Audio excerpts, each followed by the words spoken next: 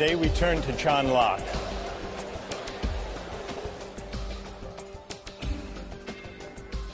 On the face of it, Locke is a powerful ally of the libertarian. First, he believes, as libertarians today maintain, that there are certain fundamental individual rights that are so important that no government, even a representative government, even a democratically elected government, can override them. Not only that, he believes that those fundamental rights include a natural right to life, liberty, and property. And furthermore, he argues that the right to property is not just the creation of government or of law. The right to property is a natural right in the sense that it is pre-political. It is a right that attaches to individuals as human beings, even before government comes on the scene, even before parliaments and legislatures enact laws to define rights and to enforce them. Locke says in order to think about what it means to have a natural right, we have to imagine the way things are before government, before law. And that's what Locke means by the state of nature. He says the state of nature is a state of liberty.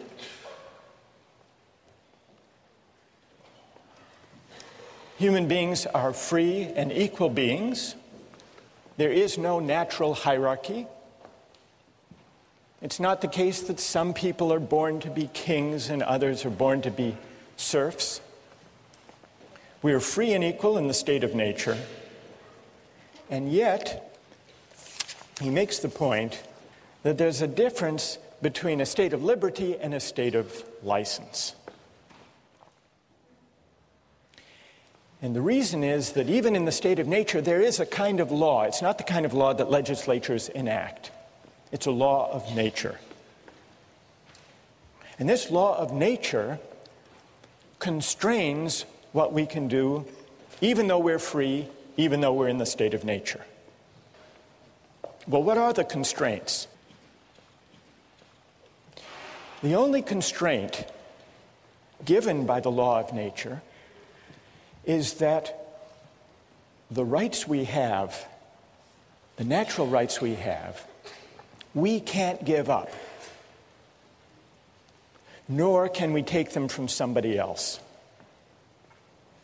Under the law of nature, I'm not free to take somebody else's life or liberty or property, nor am I free to take my own life or liberty or property.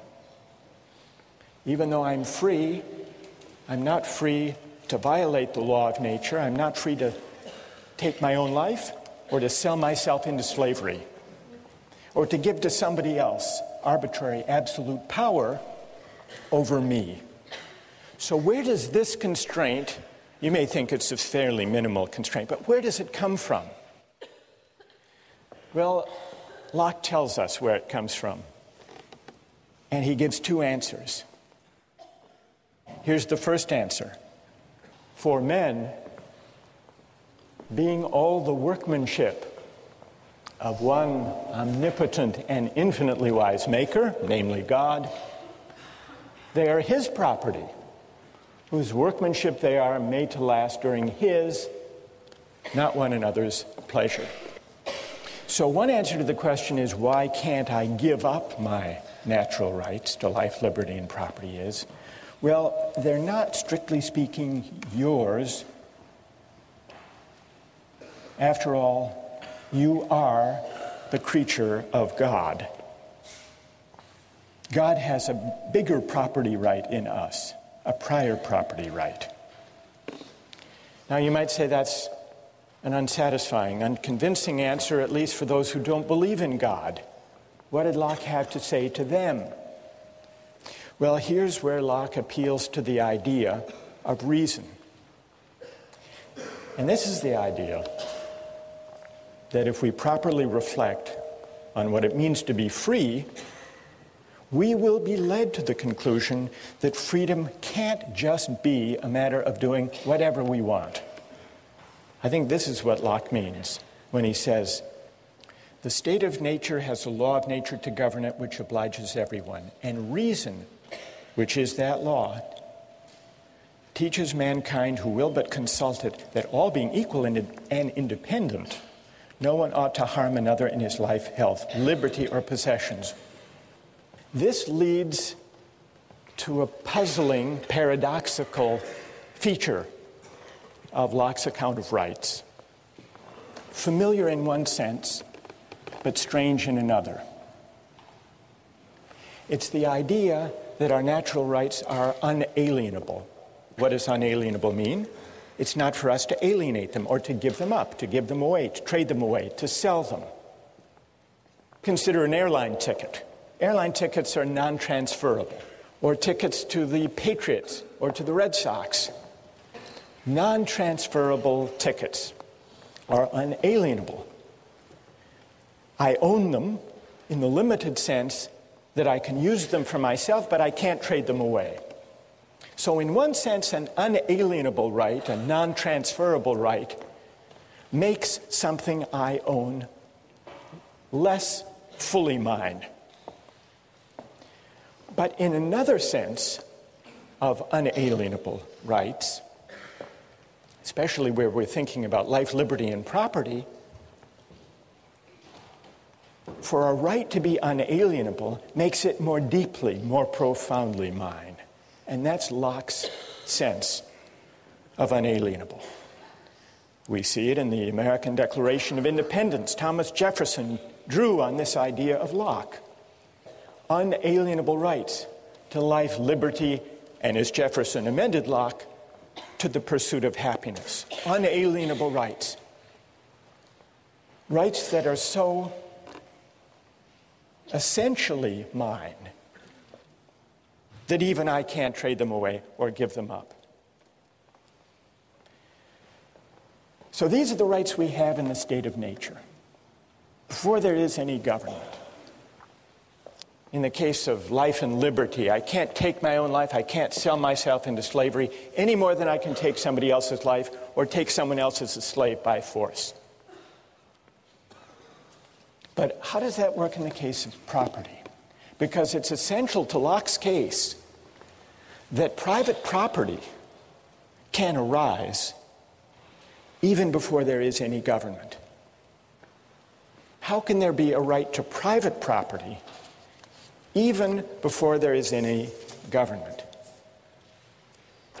Locke's famous answer comes in section 27. Every man has a property in his own person. This nobody has any right to but himself. The labor of his body and the work of his hands, we may say, are properly his.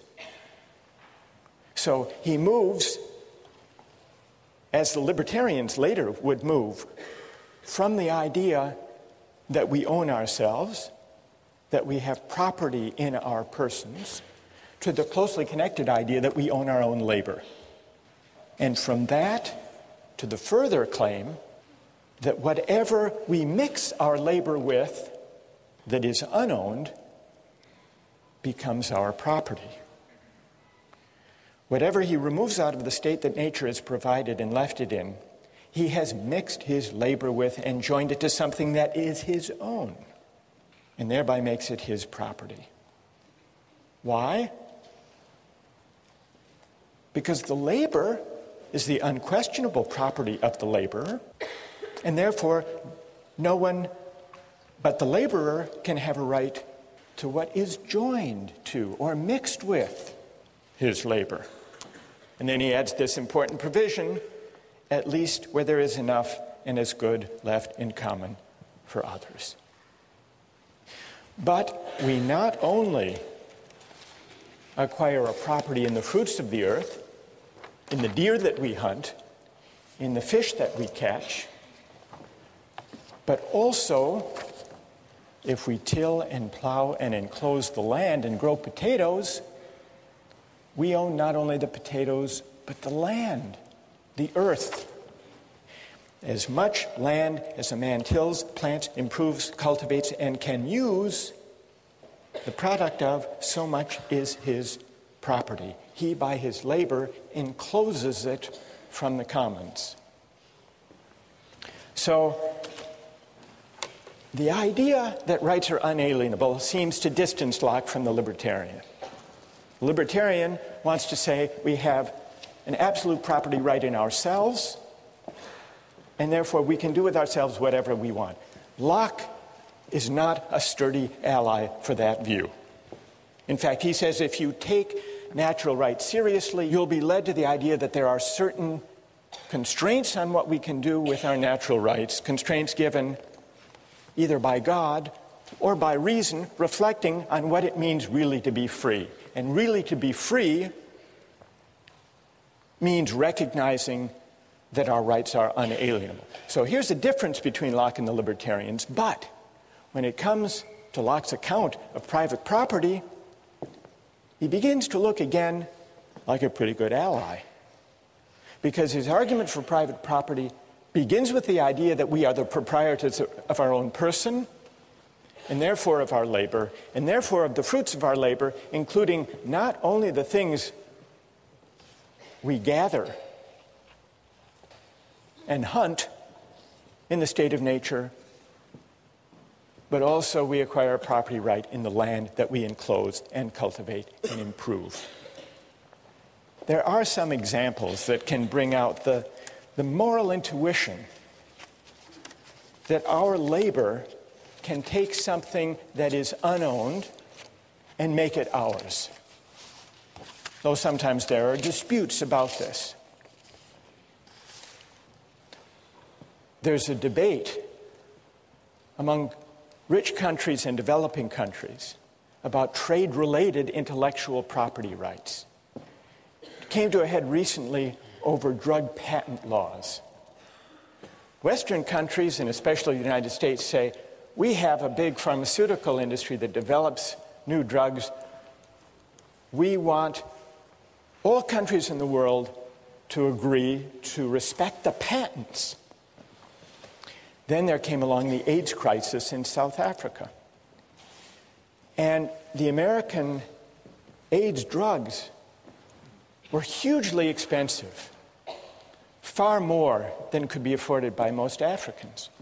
So the South African government said, we're going to begin to buy a generic version of the AIDS antiretroviral drug at a tiny fraction of the cost, because we can find an Indian manufacturing company that figures out how the thing is made and produces it. And for a tiny fraction of the cost, we can save lives if we don't respect that patent. And then the American government said, no, here's a company that invested research and created this drug. You can't just start mass producing these drugs without paying a licensing fee. And so there was a dispute.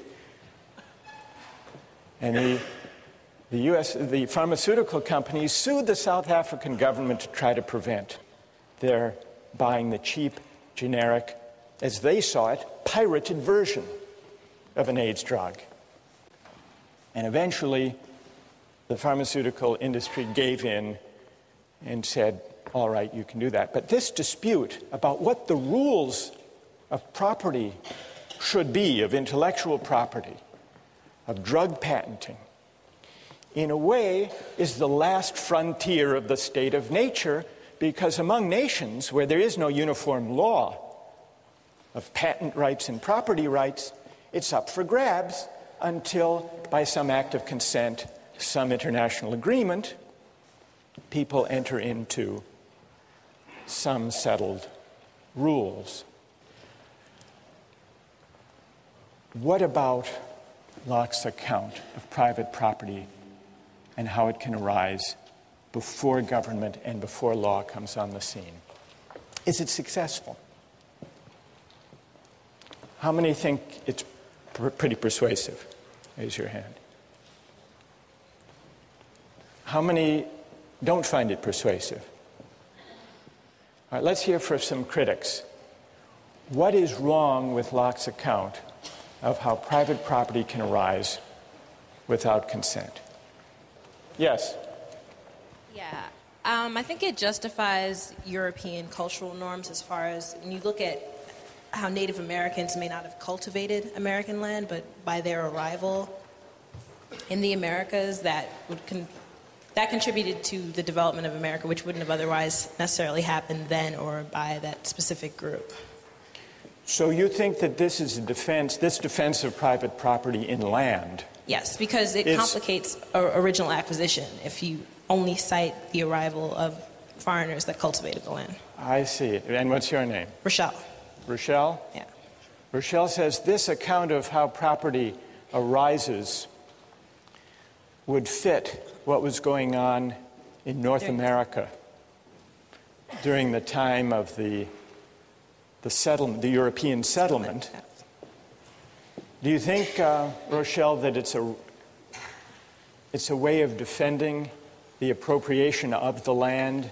Indeed, because I mean he's also justifying the Glorious Revolution, so I don't think it's inconceivable that he's also justifying colonization as well. Well, it's an interesting historical suggestion, and I think there's a lot to be said for it. What do you think of the validity of his argument, though? Because if you're right that this would justify the taking of land in North America from Native Americans who didn't enclose it, if it's a good argument, then Locke's given us a justification for that. If it's a bad argument, then Locke's given us a mere rationalization that isn't morally defensible. I'm leaning to the second one. You're leaning toward the second. That's my opinion as well. All right, well then let's hear if there's a defender of Locke's account of private property. And it would be interesting if they could address Rochelle's worry that this is just a way of defending the appropriation of land by the American colonists from the Native Americans who didn't enclose it. Is there someone who will defend Locke on that point? You ready? Are you going to defend Locke? Like you're accusing him of justifying the European, basically, massacre of the Native Americans. But who says he's defending it? Maybe the European colonization isn't right. Maybe it's the state of war that he talked about in his second treatise, So the wars between the Native Americans and the colonists, the settlers, that might have been a state of war that we can only emerge from by an agreement or an act of consent. And that's what would have been required. Yeah, and fairly both to resolve sides would have had to agree to it and carry it out and everything. But what about, and what's your name? Dan. But Dan, what about, Rochelle says this argument in section 27 and then in 32 about appropriating land, that argument, if it's valid, would justify the settlers appropriating that land and excluding others from it. Do you think that argument's a good argument? Well, doesn't it kind of imply that the Native Americans hadn't already done that? Well, the Native Americans as hunter-gatherers didn't actually enclose land. So I think Rochelle is onto something there. What I want to... Go ahead, Dan. At the same time, he's saying that just by picking an acorn or taking an apple or maybe killing a buffalo on a certain amount of land, that makes it yours because it's your labor, and that's, your labor would enclose that land. So by that definition, maybe they didn't have fences around little plots of land, but they were using it. Yeah, by Locke's definition. So maybe by Locke's definition, the Native Americans could have claimed a property right in the land itself. But they just didn't have Locke on their side, as she points out. Okay, that's good. One more defender of Locke. Go ahead. Well, I mean, just to defend Locke, he does say that there are sometimes in which you can't take another person's land. For example, you can't acquire land that is common property. See, people in terms of American Indians, I feel like they already had civilizations themselves, and they were using land in common. So it's kind of like an analogy to what he was talking about with like the common English property.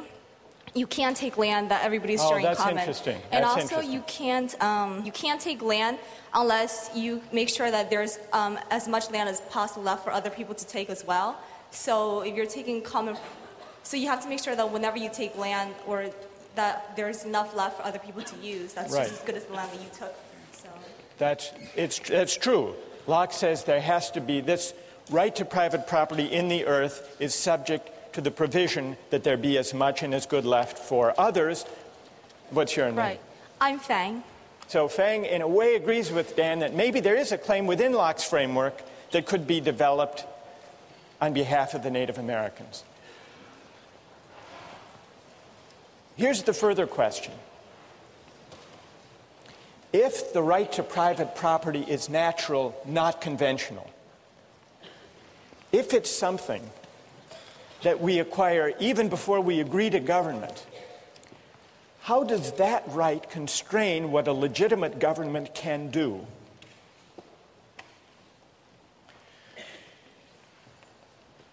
In order finally to see whether Locke is an ally or potentially a critic of the libertarian idea of the state, we have to ask what becomes of our natural rights once we enter into society. We know that the way we enter into society is by consent, by agreement, to leave the state of nature and to be governed by the majority and by a system of laws, human laws. But those human laws are only legitimate if they respect our natural rights, if they respect our unalienable rights to life, liberty, and property. No parliament, no legislature, however democratic its credentials, can legitimately violate our natural rights. This idea that no law can violate our right to life, liberty, and property would seem to support the idea of a government so limited that it would gladden the heart of the libertarian after all. But those hearts should not be so quickly gladdened, because even though for Locke the law of nature persists once government arrives, even though Locke insists on limited government, government limited by the end for which it was created, namely the preservation of property, even so, there's an important sense in which what counts as my property, what counts as respecting my life and liberty, are for the government to define. That there be property, that there be respect for life and liberty is what limits government. But what counts as respecting my life and respecting my property, that is for governments to decide and to define. How can that be? Is Locke contradicting himself?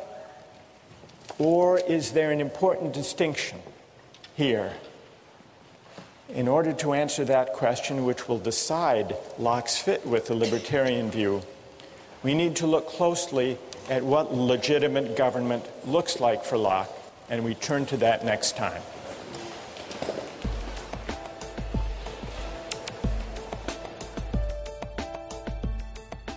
Nikolai, if you didn't think you'd get caught, would you pay your taxes?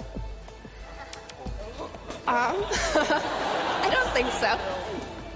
I would rather have a system personally that I could give money to exactly those sections of the government that I support, and not just blanket support everything. You'd rather be in the state of nature, at least Exactly. on April 15th.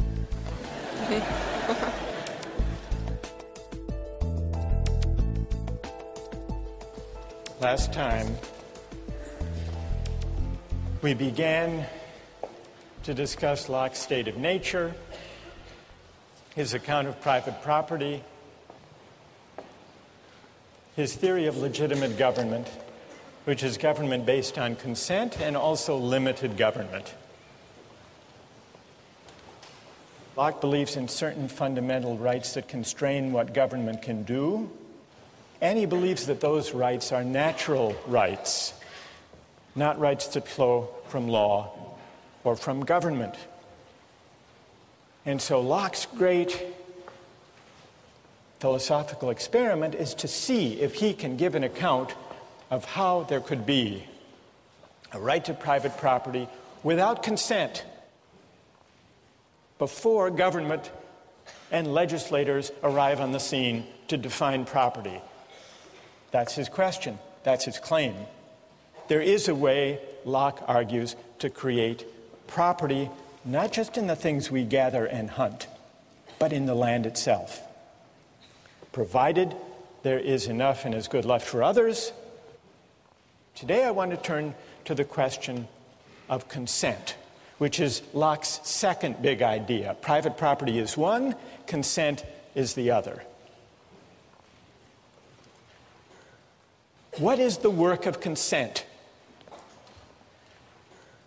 People here have been invoking the idea of consent since we began, since the first week. You remember when we were talking about pushing the fat man off the bridge, someone said, but he didn't agree to sacrifice himself.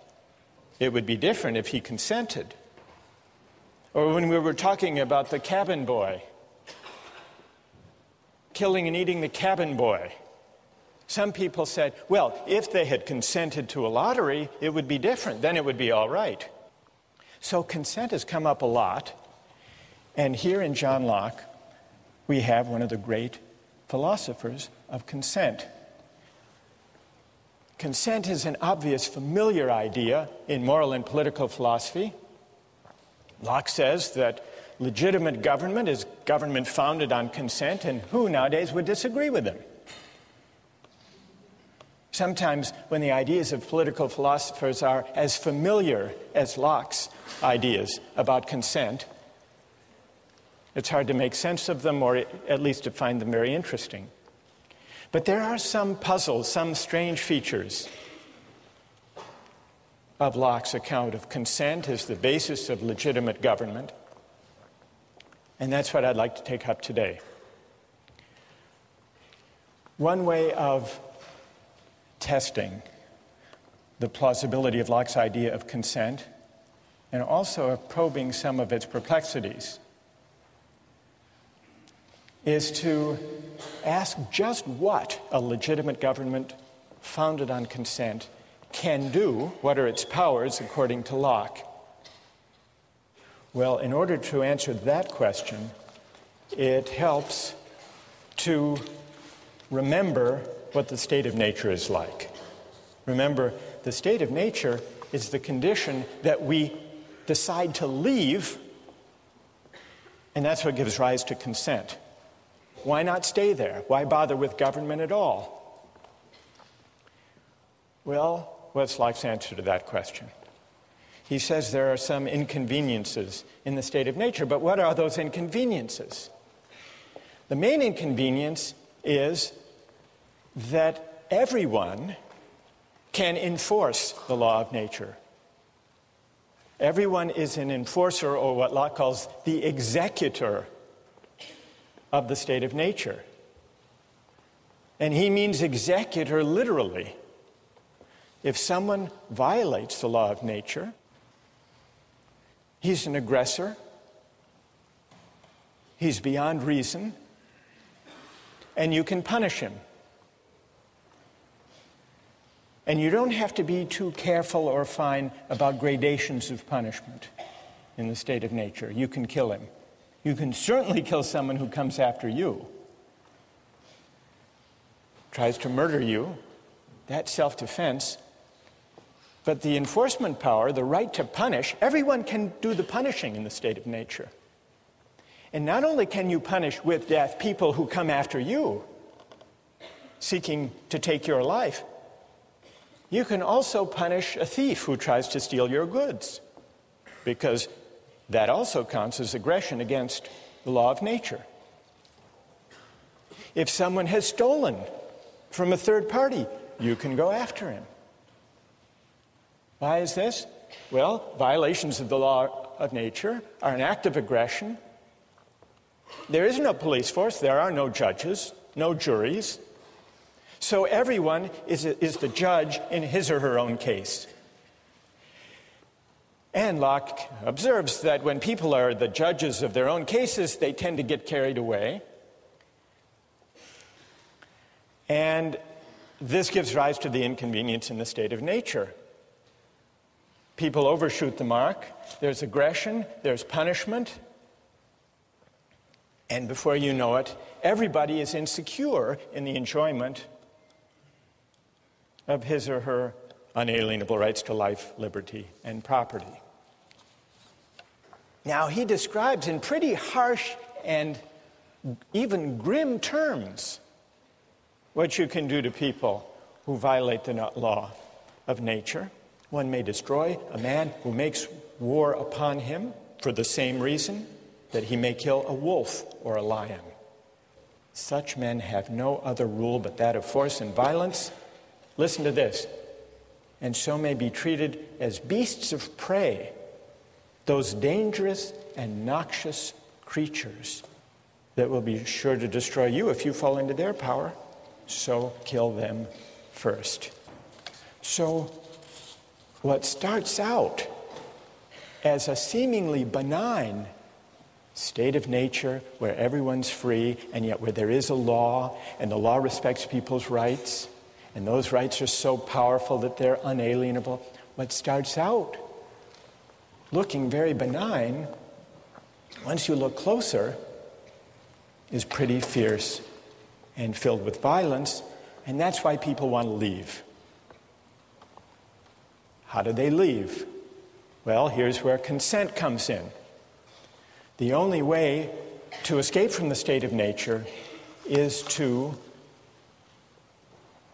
undertake an act of consent where you agree to give up the enforcement power and to create a government or a community where there will be a legislature to make law and where everyone agrees in advance, everyone who enters agrees in advance to abide by whatever the majority decides.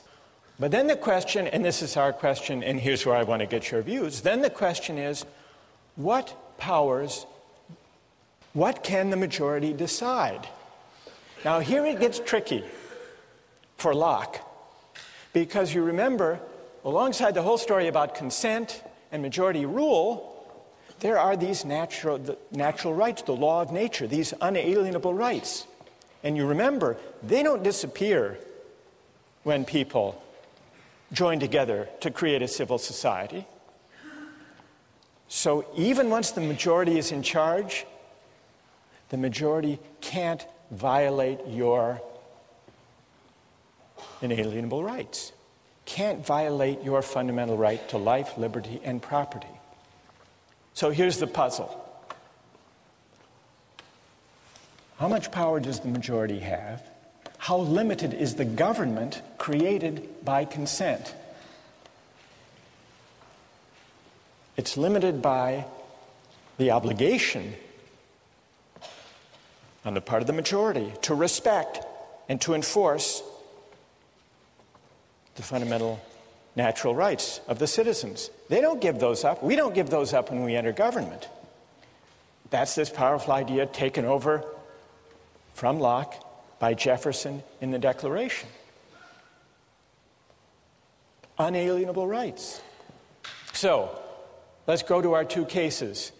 Remember Michael Jordan, Bill Gates, the libertarian objection to taxation for redistribution? Well, what about Locke's limited government? Is there anyone who thinks that Locke does give grounds for opposing taxation for redistribution? Anybody? Go ahead. If the majority rules that there should be taxation, even if the minority should still not have to be taxed, because that's taking away property, which is one of the rights of nature. All right, so, and what's your name? Ben. So, if the majority taxes the minority without the consent of the minority to that particular tax law, it does amount to a taking of their property without their consent, and it would seem that Locke should object to that. Do you want some textual support for your view, for your reading of Locke, Ben? All right. I brought some along just in case you raised it. If you have your texts, look at 138, passage 138. The supreme power, by which Locke means the legislature, cannot take from any man any part of his property without his own consent. For the preservation of property being the end of government, and that for which men enter into society, it necessarily supposes and requires that people should have property. That was the whole reason for entering society in the first place, to protect the right to property. And when Locke speaks about the right to property, he often uses that as a kind of global term for the whole category, the right to life, liberty, and property. So that part of Locke, that beginning of 138, seems to support Ben's reading. But what about the part of 138, if you keep reading? Men, therefore, in society having property, they have such a right to the goods which by the law of the community are theirs. Look at this. And that no one can take from them without their consent. And then at the end of this passage he says, so it's a mistake to think that the legislative power can do what it will and dispose of the estates of the subject arbitrarily or take any part of them at pleasure.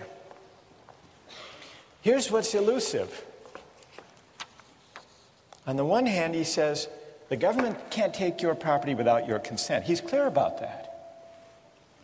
But then he goes on to say, I mean, that's the natural right to property. But then it seems that property, what counts as property, is not natural but conventional, defined by the government.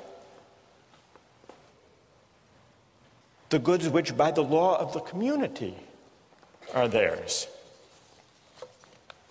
And the plot thickens if you look ahead to section 140. In 140 he says governments can't be supported without great charge. Government is expensive. And it's fit that everyone who enjoys his share of the protection should pay out of his estate. And then here's the crucial line. But still it must be with his own consent, i.e. the consent of the majority, giving it either by themselves or through their representatives. So what is Locke actually saying? Property is natural in one sense, but conventional in another. It's natural in the sense that we have a fundamental, unalienable right that there be property, that the institution of property exist and be respected by the government. So an arbitrary taking of property would be a violation of the law of nature and would be illegitimate. But it's a further question, here's the conventional aspect of property, it's a further question what counts as property, how it's defined, and what counts as taking property, and that's up to the government. So the consent, here we're coming back to our question, what is the work of consent? What it takes for taxation to be legitimate is that it be by consent, not the consent of Bill Gates himself if he's the one who has to pay the tax, but by the consent that he and we, all of us within the society, gave when we emerged from the state of nature and created the government in the first place. It's the collective consent. And by that reading, it looks like consent is doing a whole lot, and the limited government consent creates isn't all that limited. Does anyone want to respond to that or have a question about that? Go ahead. Stand up. Well, I'm just wondering what Locke's view is on, once you have a government that's already in place, whether it is possible for people who are born into that government to then leave and return to the state of nature. I mean, I don't think that Locke mentioned that at all in the... What do you think? Well, I think as the convention, it would be very difficult to leave the government because you are no longer... because nobody else is just living in the state of nature, everybody else is now governed by this legislature. What would it mean today, you're asking? And what's your name? Well, Nicola. Nicola, to leave the state. Suppose you wanted to leave civil society today. You want to withdraw your consent and return to the state of nature. Well, because you didn't actually consent to it. You were just born into it. It was your ancestors who joined. Right. So. You didn't sign the social contract. I didn't sign it. Exactly. All right. So what does Locke say there? Yeah. I don't think Locke says that you have to sign anything. I think that he says that it's kind of implied consent. By living and taking government services, you are implying that you are consenting to the government taking things from you. All right. So implied consent, that's a partial answer to this challenge. Now, you may not think that implied consent is as good as the real thing. Is that what you're shaking your head about, Nikolai? Speak up. Stand up and speak up. I don't think that necessarily just by utilizing the government's various resources that we are necessarily implying that we agree with the way that this government was formed, or that we have consented to actually join into the social contract. So you don't think the idea of implied consent is strong enough to generate any obligation at all to obey the government? Not necessarily, no. Nikolai, if you didn't think you'd get caught, would you pay your taxes? I don't think so. I would rather have a system, personally, that I could give money to exactly those sections of the government that I support and not just blanket support everything. You'd rather be in the state of nature, at least on April 15th.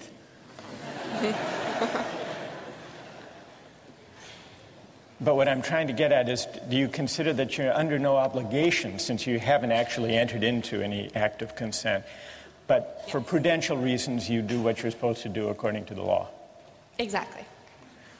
If you look at it that way, then you're violating another one of Locke's treatises, which is that you can't take anything from anyone else.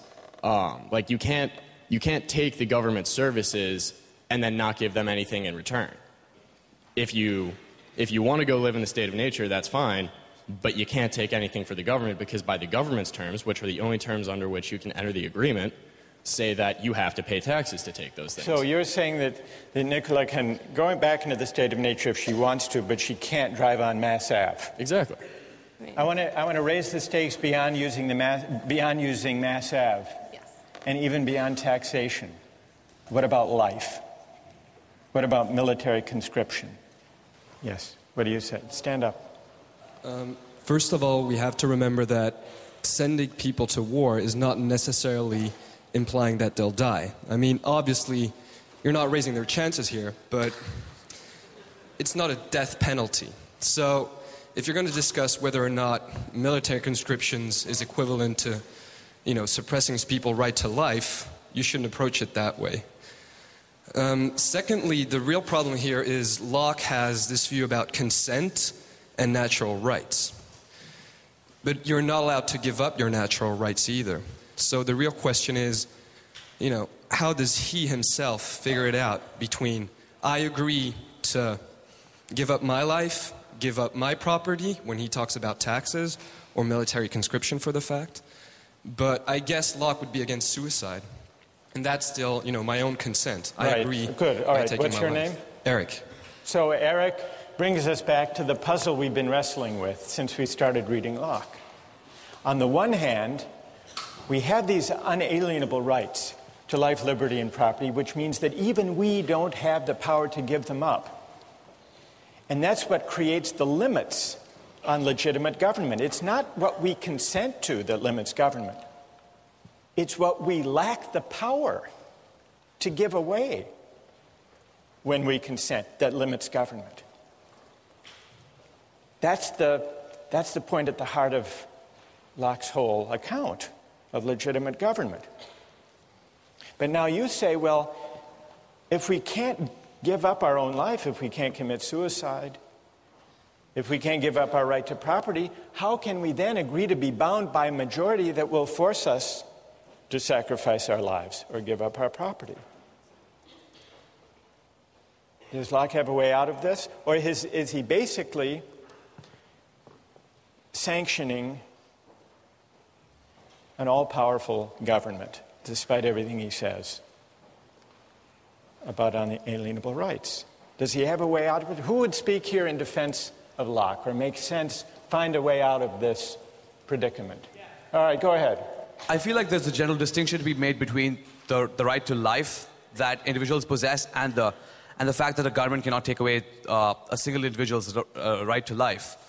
I think if you look at conscription as the government picking out certain individuals to go fight in war, then that would be a violation of their rights, their natural right to life. On the other hand, if you have conscription, let's say a lottery, for example, then in that case, I would view that as the population picking their representatives to defend them in the case of war. The idea being that since the whole population cannot go out there to defend its own right to property, it picks its own representatives through a process that's essentially random. And then these sort of elected representatives go out and fight for the rights of the people. It works very similar.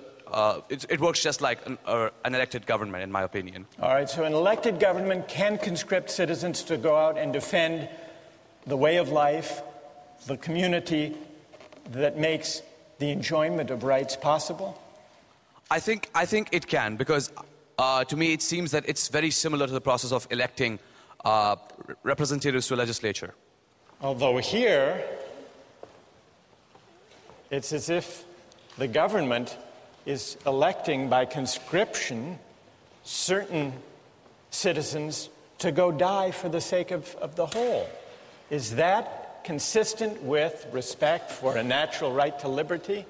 Well, what I would say there's a distinction between picking out individuals and having a random choice of individuals. Like between picking out, let me make sure, between picking out individuals.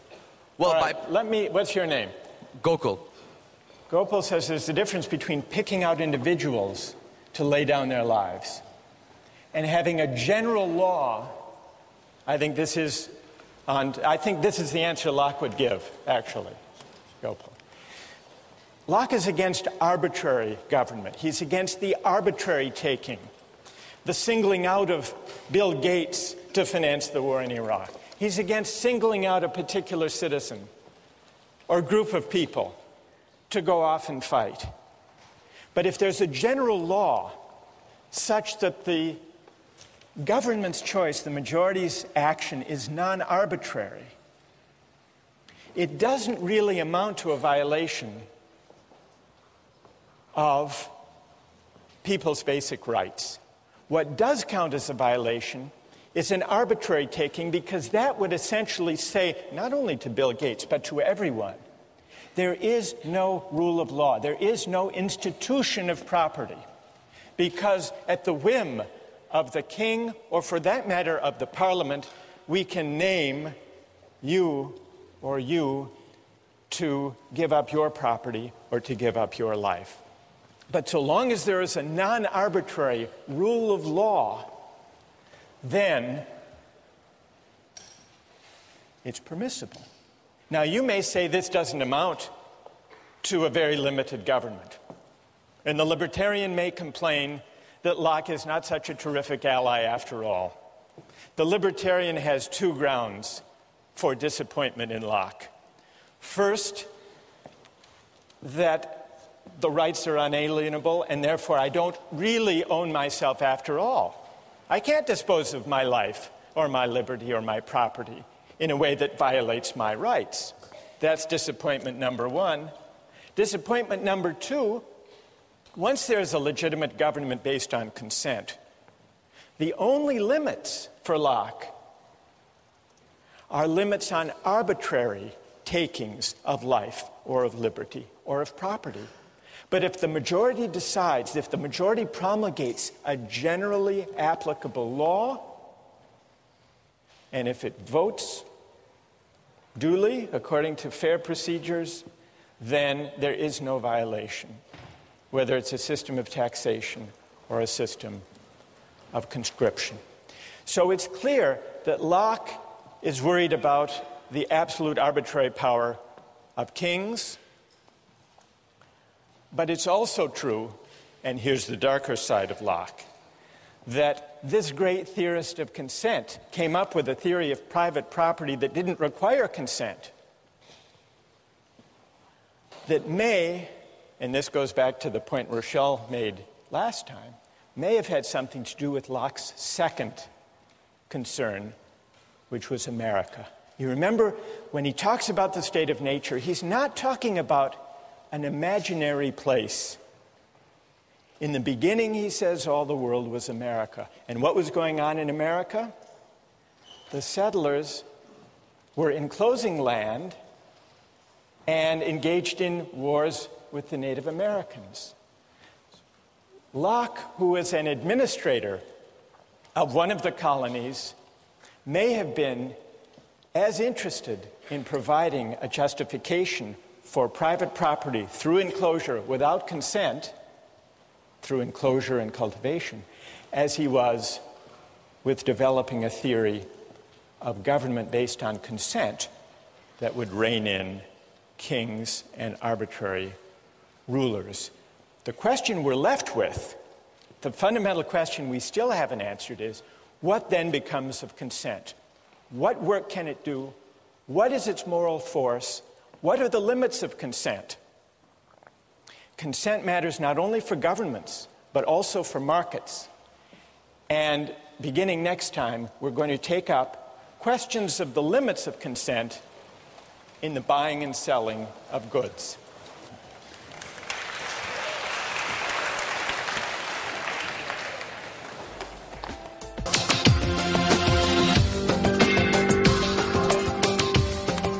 When we ended last time,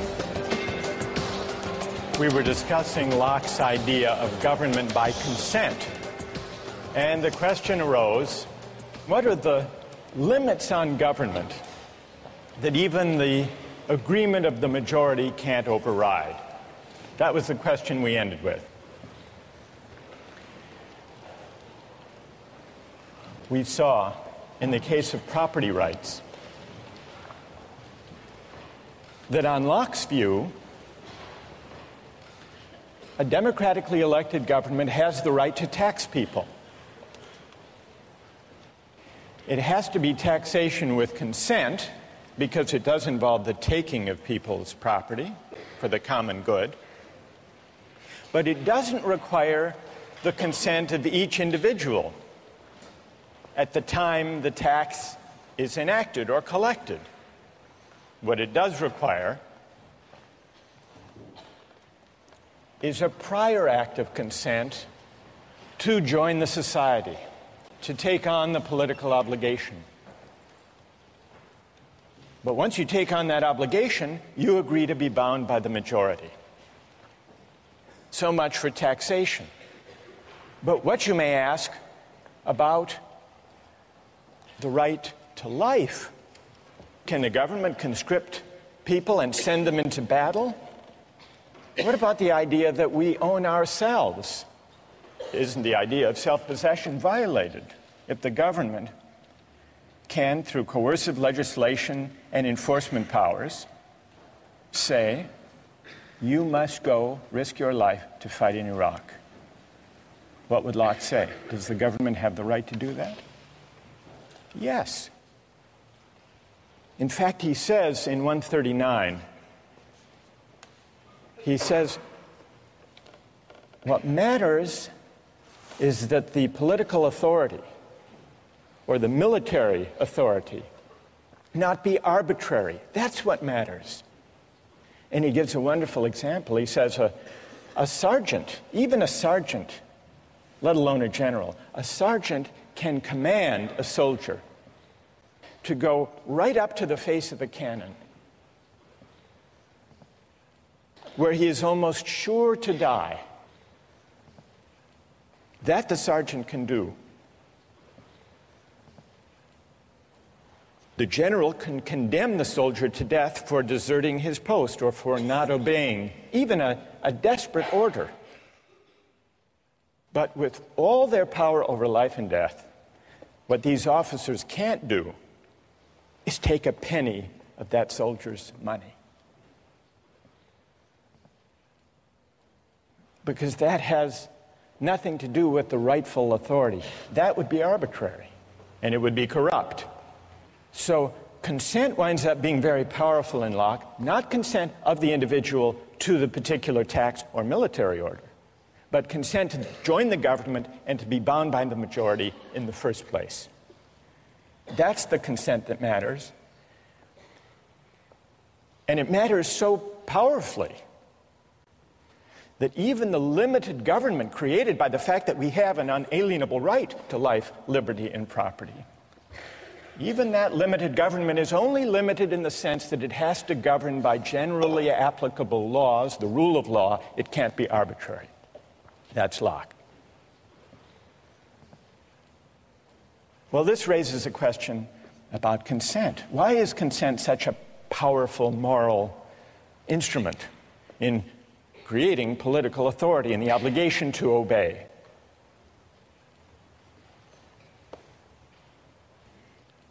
Today we begin to investigate the question of consent by looking at a concrete case, the case of military conscription.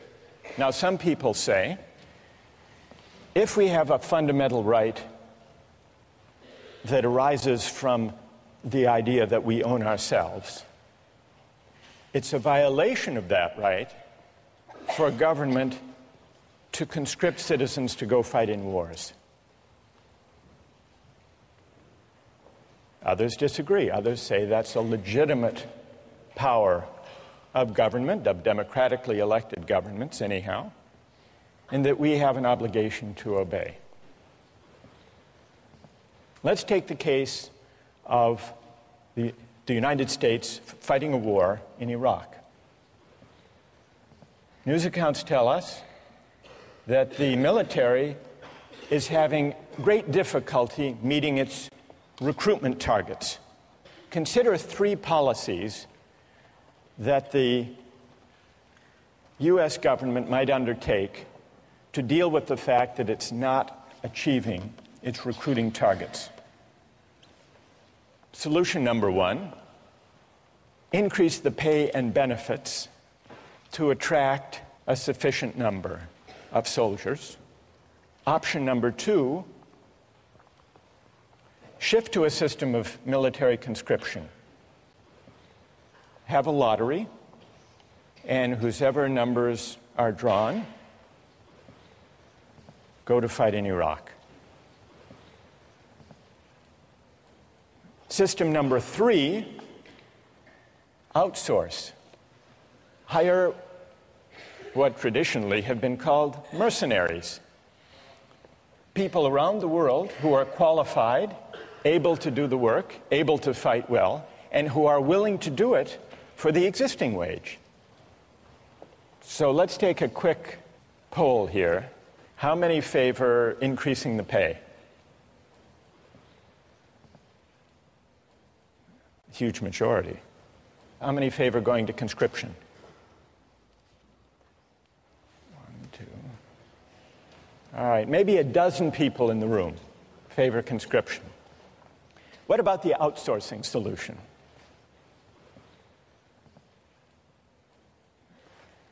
Okay, so there may be, about 2, 3 dozen. During the Civil War, the Union used a combination of conscription and the market system to fill the ranks of the military to fight in the Civil War.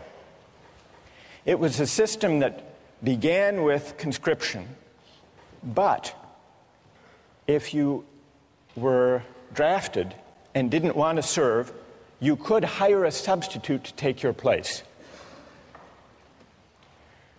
And many people did.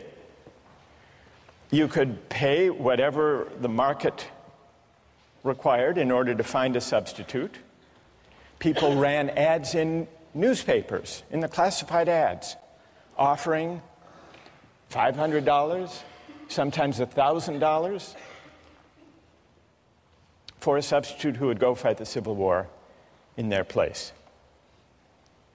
In fact, it's reported that Andrew Carnegie was drafted and hired a substitute to take his place for an amount that was a little less than the amount he spent in a year on fancy cigars.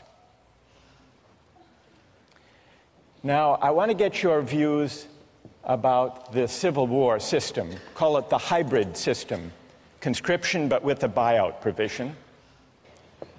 How many think it was a just system? How many would defend the Civil War system? Anybody? 1? Anybody else? 2, 3, 4, 5. How many think it was unjust? Most of you don't like the Civil War system. You think it's unjust. Let's hear an objection. Why don't you like it? What's wrong with it? Yes.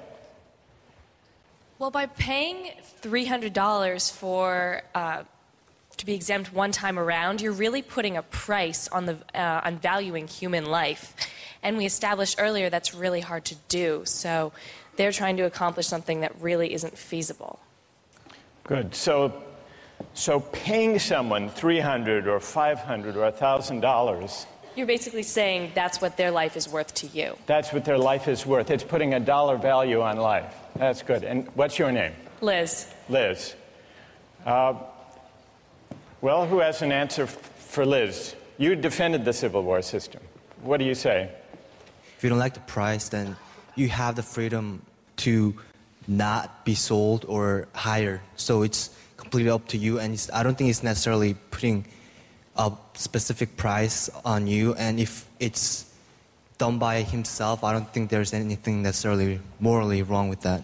So the person who takes the $500, let's say, he's putting his own price on his life, or on the risk of his life, right. And he should have the freedom to choose to do that. Exactly. What's your name? Jason. Jason, thank you. Now we need to hear from another critic of the Civil War system. Yes?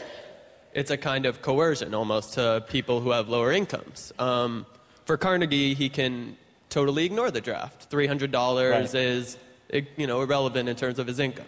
For Right. someone of a lower income, they're essentially being coerced to be drafted, or, it's probably they're not able to find a replacement. Or Tell me your name. Sam. Sam. All right, so you say, Sam, that when a poor laborer accepts $300 to fight in the Civil War, he is in effect being coerced by that money given his economic circumstances. Whereas Carnegie can go off, pay the money, and not serve. All right, I want to hear if someone has a reply to Sam's argument that what looks like a free exchange is actually coercive? Who has an answer to Sam? Go ahead. I'd actually agree with him in saying You that... agree with Sam? I agree with him in saying that it is coercion in the sense that it robs the individual of his ability to reason. Probably. Okay, and what's your name? Raul. All right, so Raul and Sam agree that what looks like a free exchange, free choice, voluntary act, is actually, it involves coercion. It's profound coercion of the worst kind because it falls so disproportionately upon one segment of the society. Good. All right. So Raul and Sam have made a powerful point. Who would like to reply? Who has an answer for Sam and Raul? Go ahead. I don't think that these drafting systems are really terribly different from, all volunteer Army sort of recruiting strategies. The whole idea of, having benefits and pay for joining the Army is, sort of a coercive strategy to get people to join. It is true that military volunteers come from disproportionately, lower economic status, and also, from certain regions of the country where you can use like the patriotism to try and coerce people to feel like it's the right thing to do to volunteer and go over to Iraq. And tell me your name. Emily. All right, Emily says, and Raul, you're going to have to reply to this, so get ready. Emily says, fair enough, there is a coercive element to the Civil War system when the laborer takes the place of Andrew Carnegie for $500. Emily concedes that. But she says, if that troubles you about the Civil War system, shouldn't that also trouble you about the volunteer army today? And before you answer, how did you vote on the first poll? Did you defend the volunteer army? I didn't vote. You didn't vote? No. By the way, you didn't vote. Did you sell your vote to the person sitting next to you? No. All right. So what would you say to that argument? I think that the circumstances are different in that there was conscription in the Civil War. There is no draft today. And I think that the volunteers for the Army today have a more profound sense of patriotism that is of an individual choice than those who were forced into the military in the Civil War. Somehow less coerced. Less coerced. Even though there is still inequality in American society, even though, as Emily points out, the makeup of the American military is not reflective of the population as a whole. Let's just do an experiment here. How many here have either served in the military or have a family member who has served in the military? In this generation, not parents, family members, in this generation. And how many have neither served nor have any brothers or sisters who have served? Does that bear out your point, Emily? Yes. All right, now we need to hear from, most of you defended the idea of the all-volunteer military, overwhelmingly. And yet, overwhelmingly, people consider the Civil War system unjust. Sam and Raul articulated reasons for objecting to the Civil War system. It took place against a background of inequality, and therefore the choices people made to buy their way into military service were not truly free, but at least partly coerced. Then Emily extends that argument in the form of a challenge. All right, everyone here who voted in favor of the all-volunteer army should have to explain, well, what's the difference in principle? Doesn't the all-volunteer army simply universalize the feature that almost everyone found objectionable in the Civil War buyout provision?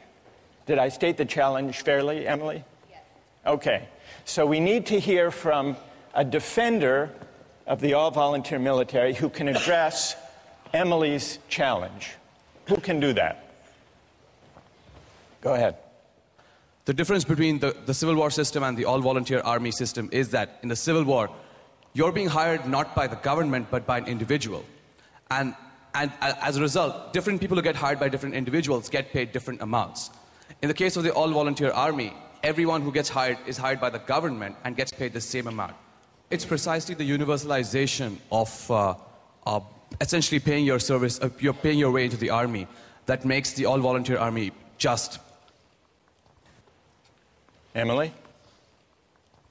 I guess I'd frame the principal difference slightly differently. On the all-volunteer army, it's possible for somebody to just, step aside and not really think about, the war at all. It's possible to say, well, I don't need the money.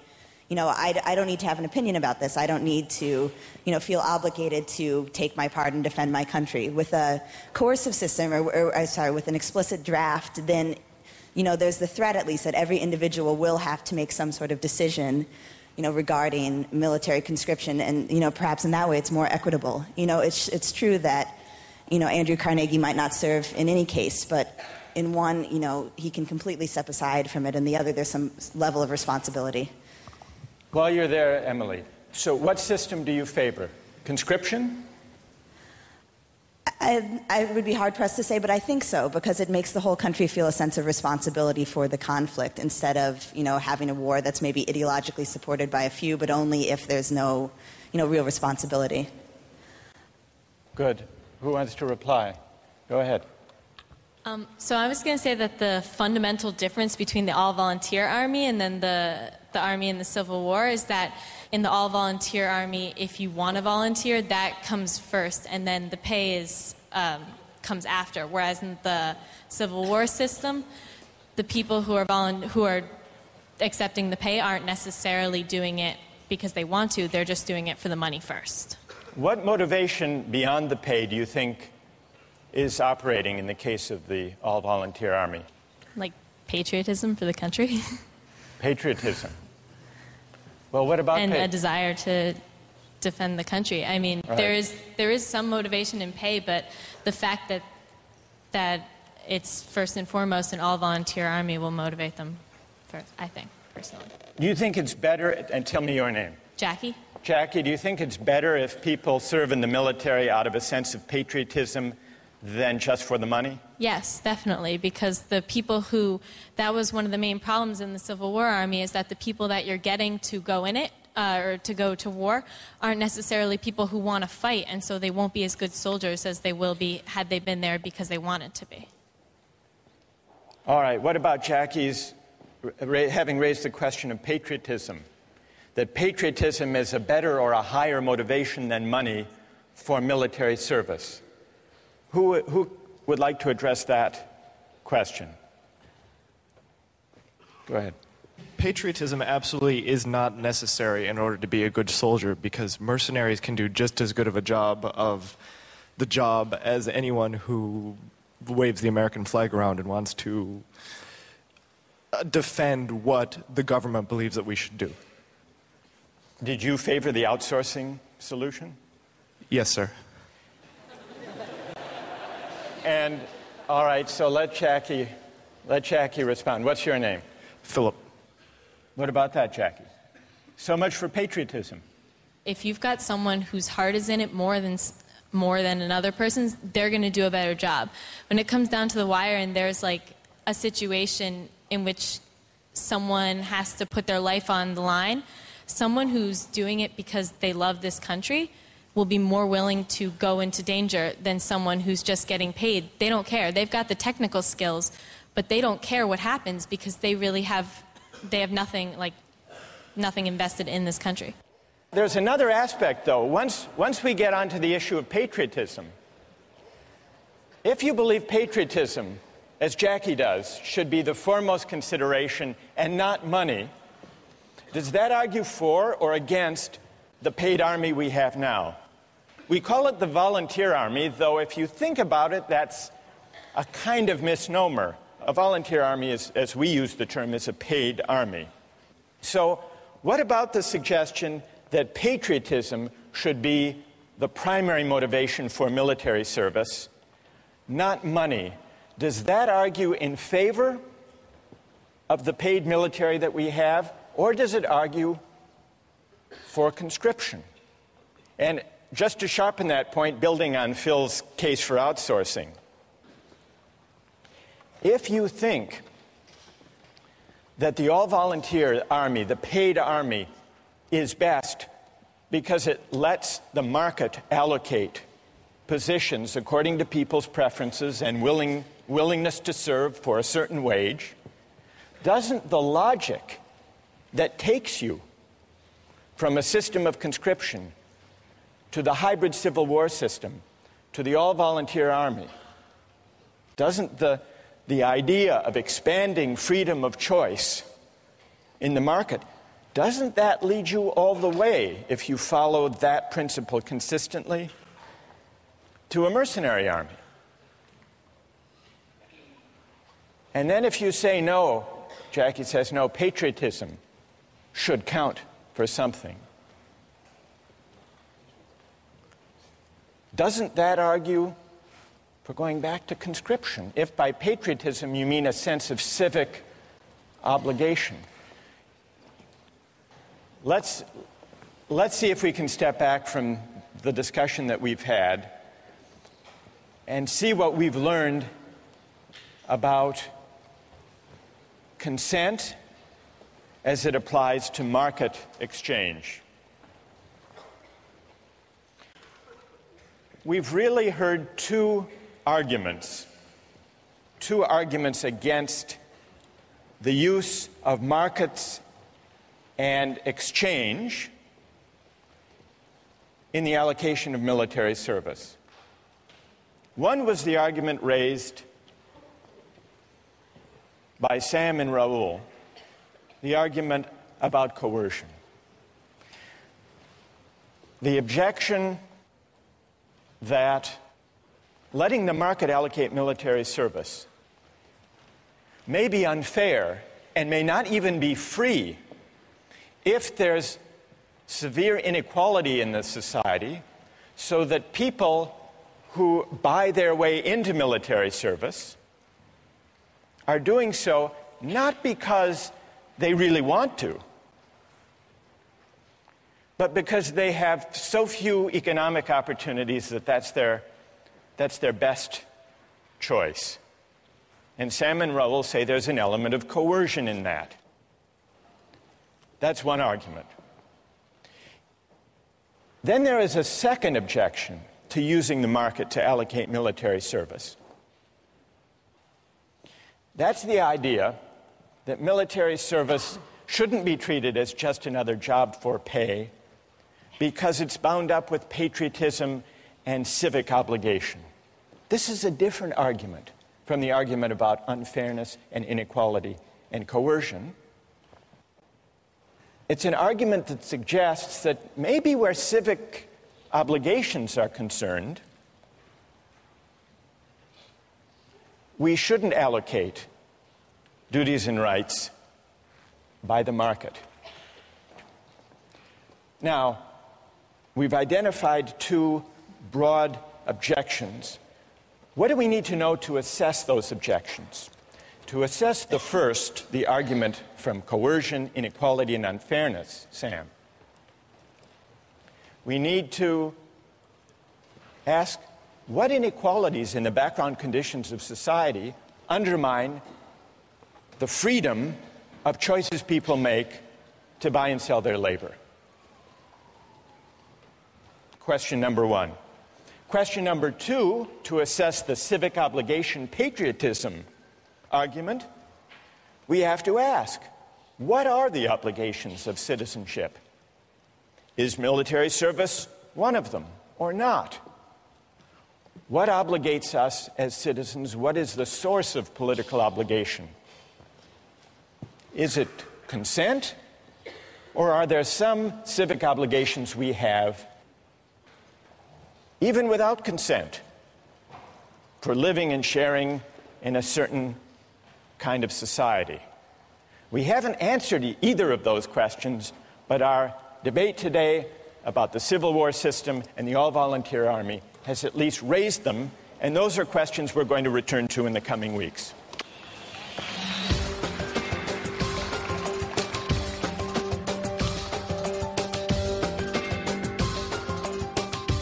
Do you think you should be able to bid for a baby that's up for adoption? That's Andrew's challenge. Do I think I should be able to bid for a baby? I'm not sure.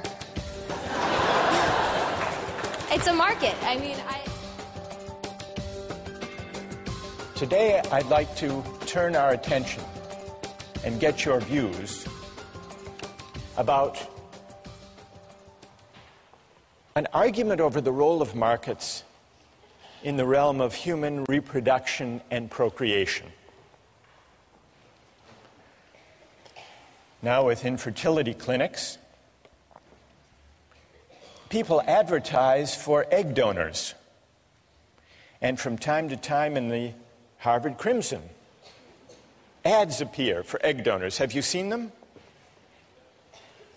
There was one that ran a few years ago that wasn't looking for just any egg donor. It was an ad that offered a large financial incentive for an egg donor from a woman who was intelligent, athletic, at least 5'10", and with at least 1,400 or above on her SATs. How much do you think the person looking for this egg donor was willing to pay for an egg from a woman of that description? What would you guess? $1,000? 15,000? 10? I'll show you the ad.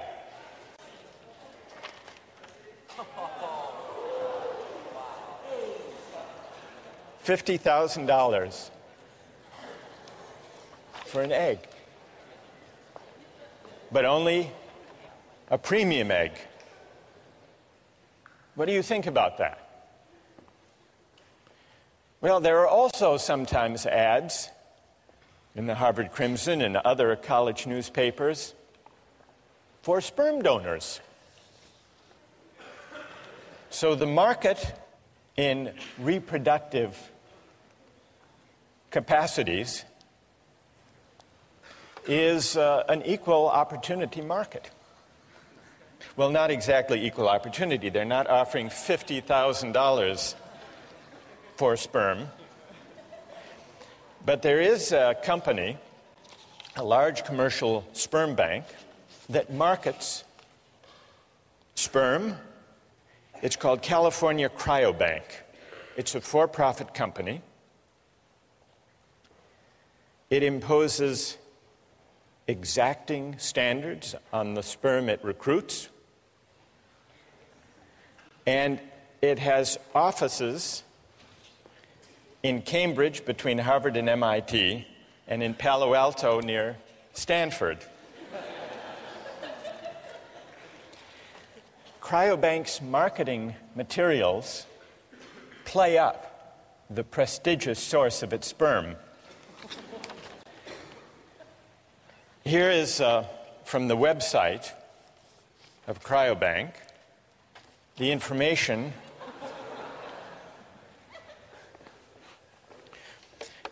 here. They talk about the compensation. Although compensation should not be the only reason for becoming a sperm donor, we are aware of the considerable time and expense involved in being a donor.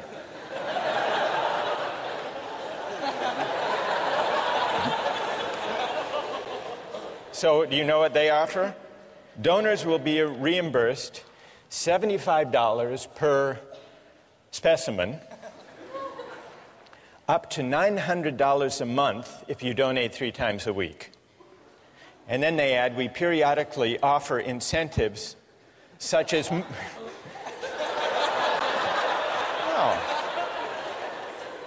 such as movie tickets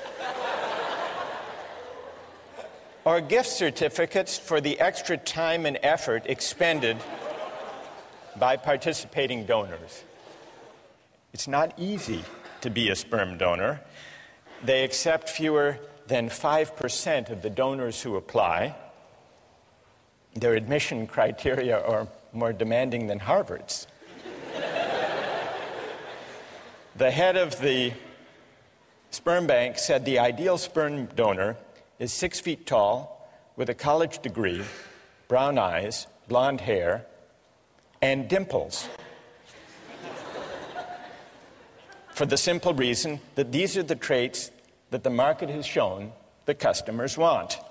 Quoting the head of the sperm bank, if our customers wanted high school dropouts, we would give them high school dropouts. So here are two instances, the market in eggs for donation and the market in sperm, that raise a question about whether eggs and sperm should or should not be bought and sold for money. As you ponder that, I want you to consider another case involving a market and, in fact, a contract in the human reproductive capacity. And this is the case of commercial surrogate motherhood. And it's a case that wound up in court some years ago. It's the story of Baby M. It began with William and Elizabeth Stern, a professional couple, wanting a baby, but they couldn't have one on their own, at least not without medical risk to Mrs. Stern. They went to an infertility clinic where they met Mary Beth Whitehead, a 29-year-old mother of two, the wife of a sanitation worker. She had replied to an ad that the center had placed, seeking the service of a surrogate mother. They made a deal. They signed a contract in which William Stern agreed to pay Mary Beth Whitehead a $10,000 fee plus all expenses, in exchange for which Mary Beth Whitehead agreed to be artificially inseminated with William Stern's sperm, to bear the child, and then to give the baby to the Sterns. Well, you probably know how the story unfolded. Mary Beth gave birth and changed her mind. She decided she wanted to keep the baby. The case wound up in court in New Jersey. So let's put aside any legal questions and focus on this issue as a moral question. How many believe that the right thing to do in the Baby M case would have been to uphold the contract, to enforce the contract? And how many think the right thing to do would have been not to enforce that contract? So it's about, the majority say enforce. So let's now hear the reasons that people had, either for enforcing or refusing to enforce this contract. First, from those, I want to hear from someone in the majority. Why do you uphold the contract? Why do you enforce it? Who can offer a reason?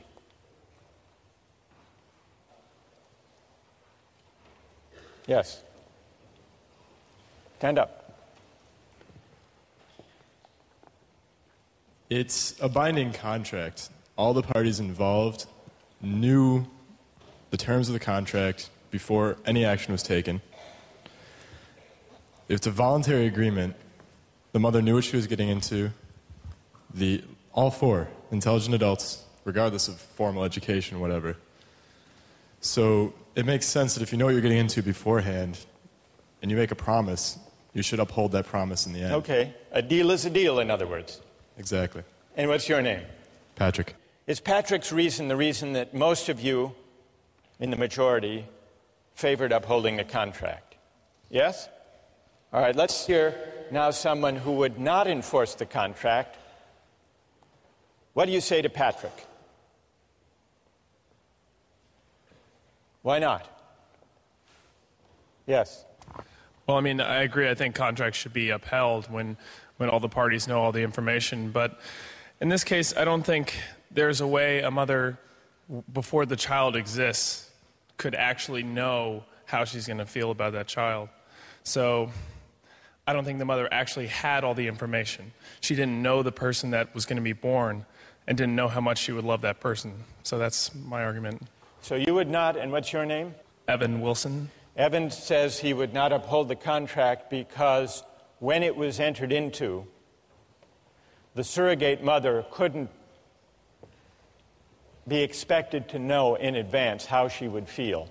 So she didn't really have the relevant information when she made that contract. Who else? Who else would not uphold the contract? Yes.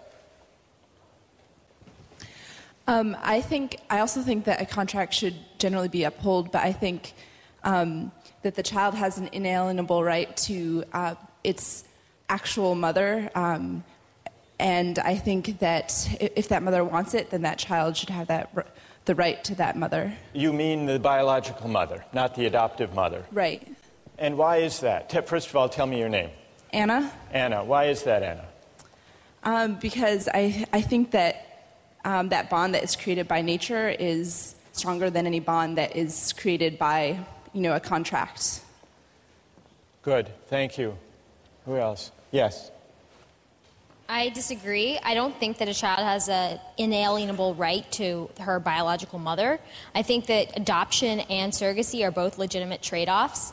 And I agree with the point made that it's a voluntary agreement. An individual made it. It's a voluntary agreement. And you can't apply coercion to this argument.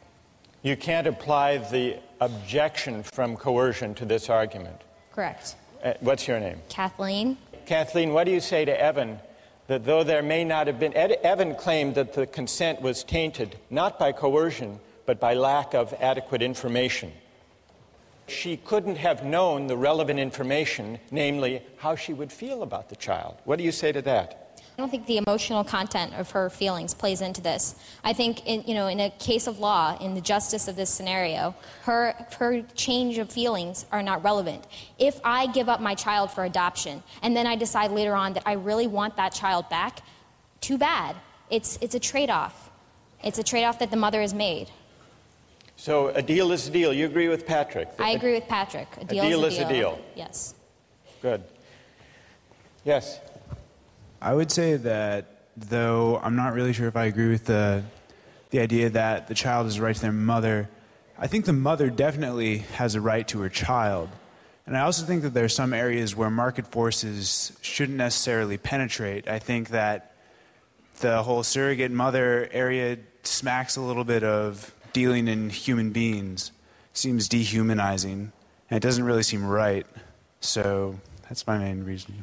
And tell us your name. I'm Andrew. Andrew, what is dehumanizing about buying and selling the right to a child for money? What is dehumanizing about it? Well, because you're buying someone's biological right. I mean, you can't, in the law, as it's stated, you can't sell your own child. Like, were you to have a child, I believe that the law prohibits you selling it to another person or selling it. So this is like baby selling. Right. To a certain extent. I mean, though there is a contract with another person, you've made agreements and whatnot, there is an undeniable emotional bond that takes place between a mother and a child. And it's wrong to simply ignore this because you've written out something contractually. All right. You want to reply to Andrew? Stay there. You point out there's an undeniable emotional bond. I feel like in this situation, we're not necessarily arguing against adoption or surrogacy in itself. We're just sort of pointing out the emotional differences. Well, but wait, I mean, it's easy to break everything down to numbers and say, oh, we have contracts like you're buying and selling a car. But there are underlying emotions. I mean, you're dealing with people. I mean, these are not objects to be bought and sold. All right, what about Andrew's claim that this is like baby selling? I believe that adoption and surrogacy should be permitted. Whether or not I actually will partake in it is not really relevant, but I think that the government should give its citizens the rights to allow for adoption and surrogacy. But adoption is not, according to Is adoption baby selling? Well, do you think you should be able to bid for a baby that's up for adoption? That's Andrew's challenge. do I think I should be able to bid for a baby? I'm not sure. It's a market. I mean, I feel like the extent to which it's been applied, I'm not sure if the government should be able to permit it, and I have to think about it more, but... All right, fair enough. Are you satisfied, Andrew? Well, yeah, I mean, I think surrogacy should be permitted. I think that people can do it, but I don't think that it should be forced upon people that once the contract is signed, it's absolutely like the end all. I think that it's unenforceable. So people should be free, Andrew, to enter into these contracts, but it should not be enforceable in a court. Not in a court, no. Who would like to join on one side or the other? Yes? I think I have an interesting perspective on this because my brother was actually one of the people who donated to a sperm bank, and he was paid a very large amount of money. He was 6 feet tall, but not blonde. He had dimples, though. So he actually has... I'm an aunt now, and he has a daughter. He donated his sperm to a lesbian couple in Oklahoma, and he has been contacted by them, and he has seen pictures of his daughter, but he still does not feel an emotional bond to his daughter. He just has a sense of curiosity about what she looks like and what she's doing and how she is. He doesn't feel love for his child. So from this experience, I think the bond between a mother and a child cannot be compared to the bond between the father and the child. That's really interesting. What's your name? Vivian. Vivian. So we've got the case of surrogacy, commercial surrogacy. And it's been compared to baby selling, and we've been exploring whether that analogy is apt. And it can also be compared, as you point out, to sperm selling. But you're saying that sperm selling and baby selling, or even surrogacy, are very different. Yes, they're unequal services. They're unequal services. Mm-hmm. And that's because, Vivian, you say that the tie, the bond... Yes, and also the time investment that's given by a mother, 9 months, cannot be compared to a man, going into a sperm bank, looking at pornography, and, depositing into a cup. I don't think those are equal. Good. All right. So we... Because that's what happens in a sperm bank. All right. So this is really interesting. We have... All right. Notice the arguments that have come out so far. The objections to surrogacy, the objections to enforcing that contract are of at least two kinds. There was the objection about tainted consent, this time not because of coercion or implicit coercion, but because of imperfect or flawed information.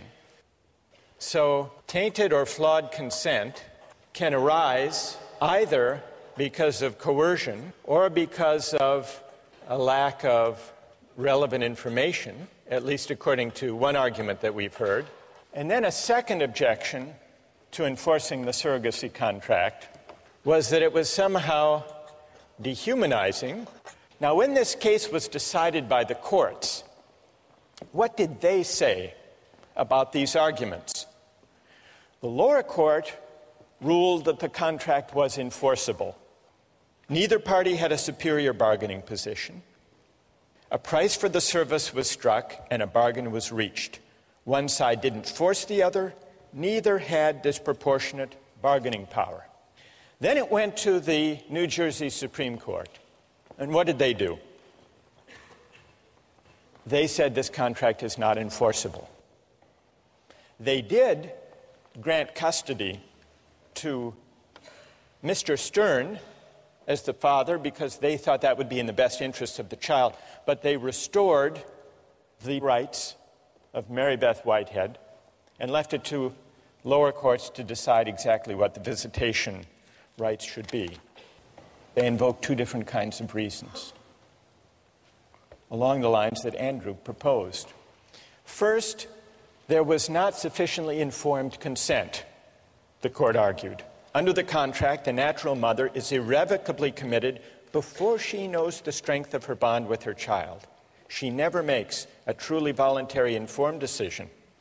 For any decision prior to the baby's birth is, in the most important sense, uninformed. That was the court. Then, the court also made a version of the second argument against commodification in this kind of case. This is the sale of a child, the court said, or at the very least, the sale of a mother's right to her child. Whatever idealism may motivate the participants, the profit motive predominates, permeates, and ultimately governs the transaction. And so regardless, the court said, regardless of any argument about consent or flawed consent or full information, there are some things in a civilized society that money can't buy. That's what the court said in voiding this contract. Well, what about these two arguments against the extension of markets to procreation and to reproduction? How persuasive are they? There was, it's true, a voluntary agreement, a contract struck between William Stern and Mary Beth Whitehead. But there are at least two ways that consent can be other than truly free. First, if people are pressured or coerced to give their agreement. And second, if their consent is not truly informed. And in the case of surrogacy, the court said, a mother can't know, even one who already has kids of her own, what it would be like to bear a child and give it up for pay. So in order to assess criticism, objection number one, we have to figure out just how free does a voluntary exchange have to be with respect to the bargaining power and equal information. Question number one, how do we assess the second objection? The second objection is more elusive, it's more difficult. Andrew acknowledged this, right? What does it mean to say there is something dehumanizing to make childbearing a market transaction? Well, one of the philosophers we read on this subject, Elizabeth Anderson, tries to bring some philosophical clarity to the unease that Andrew articulated. She said, by requiring the surrogate mother to repress whatever parental love she feels for the child, surrogacy contracts convert women's labor into a form of alienated labor. The surrogate's labor is alienated because she must divert it from the end which the social practices of pregnancy rightly promote, namely an emotional bond with her child. So what Anderson is suggesting is that certain goods should not be treated as open to use or to profit. Certain goods are properly valued in ways other than use. What are other ways of valuing and treating goods that should not be open to use? Anderson says there are many. Respect, appreciation, love, honor, awe, sanctity. There are many modes of valuation beyond use, and certain goods are not properly valued if they're treated simply as objects of use. How do we go about evaluating that argument of Anderson? In a way, it takes us back to the debate we had with utilitarianism. Is use the only proper way of treating goods, including life, military service, procreation, childbearing? And if not, how do we figure out? How can we determine what modes of valuation are fitting or appropriate to those goods? Several years ago, there was a scandal surrounding a doctor, an infertility specialist in Virginia named Cecil Jacobson.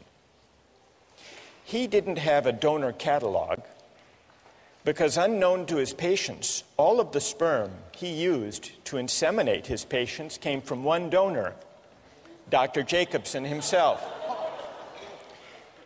At least one woman who testified in court was unnerved at how much her newborn daughter looked just like him.